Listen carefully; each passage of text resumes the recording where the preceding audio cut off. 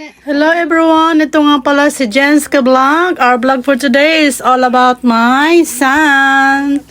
Ayan, ito nga pala yung kanyang kinita kahapon sa kanilang street dancing. May nagbigay sa kanya ng mga ohana kung tawagin ito sa Japan. Ibig sabihin, hindi naman siya donation. Parang yung pakimkim sa kanila sa kanilang pag street dance. Ayan, binubuksan na niya yung kanyang naipong pera kahapon.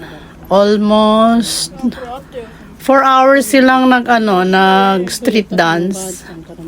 Nagparade sila kahapon dito sa barangay namin. Ayan yung binigay sa kanya. Ano yata nagbigay sa kanya 5 yung nagbigay ni Seiya. 4 ka nagbigay sa kanya. Kaya ayan, kumita siya ng 1 lapad at 1 manipis.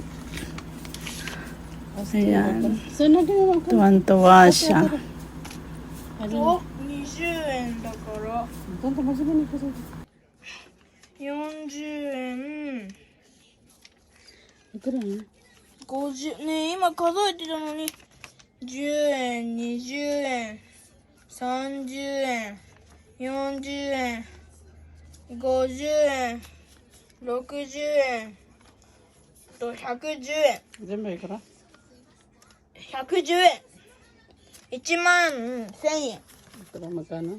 1万1000円だよ7, 8, 9, 1万1000円may 1 lapad siya at saka 1 manipis. Oh, may dito! 2万円になっててそうよね。ちょうど2万円やね。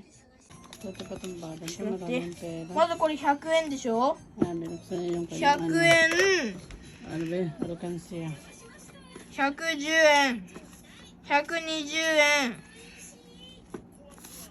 130円140円150円160円200 Ayan, pinagsama niya yung kanyang kinita kahapon at saka yung alkansya niya na Q100 yen. Kaya lahat-lahat ay mayroon na siyang 2 lapad at 1 manipis. Tapos yung putal ibibigay daw niya sa papa niya at magmimay na siya dahil nasa ospital ang kanyang papa. Ayan, kailangan niya mag-ipon kasi bibili siya ng Game Boy na 4 na lapad. May kulang pa siyang 2 lapad. Kaya yan, masinap yung bata yan. Ayan, kung nag-enjoy kayo sa aking simple vlog, don't forget to like, share, and follow my page. Thank you. Ito ulit si Jenska Vlog. Bye-bye.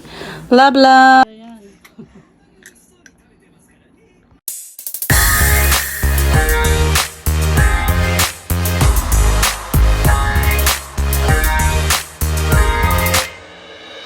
더는 참을 수 없을 것 같아